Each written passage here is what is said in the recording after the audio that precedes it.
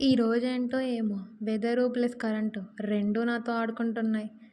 పోదామంటే లిఫ్ట్ లేదు, కరెంట్ లేదు. ఆ! వెదర్ ఏమో చలి పెట్టి సస్తుంది. ఏంట్రా బాబు అని 2 అంతస్తులు ఎక్కేసరికి హాయిసైలయిపోయింది. ఏంటక్కా 2 అంతస్తులకే పడిపోయినావా అంటే, మన బాడీ అలాంటిదిలెండి. ఉన్నదే బక్క అంతా. 2 అంతస్తులు ఎక్కే లోపల ఆయాసం రాక, నీరసం రాక ఇంకేమొత్తది? ఆటోగ్రాఫ్ ఇవ్వడానికి ఇంకెవరైనా వత్తరా నాకు? ఇయాలేంటో వెదరంతా మబ్బు మబ్బు. టైం ఎంతయితుందనుకుంటున్నావు? 4 అయితాంది. గా టైంలో గూడా నాకు సన్‌సెట్ గూడా కనబడలేదు. ఈరోజు సన్‌సెట్‌కి ఏం లేదులే అని బాయ్ బాయ్ చెప్పేసి, ఇంకేముంది సలి పెడతాంది. అలా అలా వచ్చేసిన. ఈ లోపల నా బంగారాలు చలికాలంలో గూడా బానే ఉన్నాయి. పర్లేదు.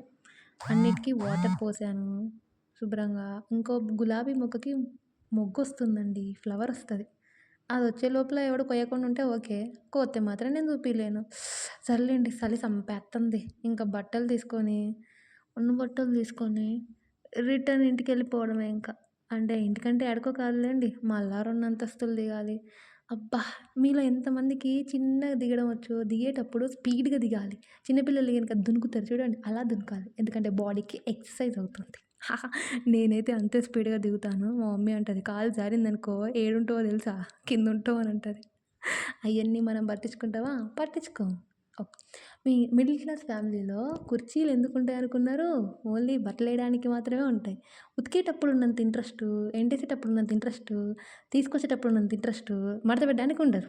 టాటా! Bye bye.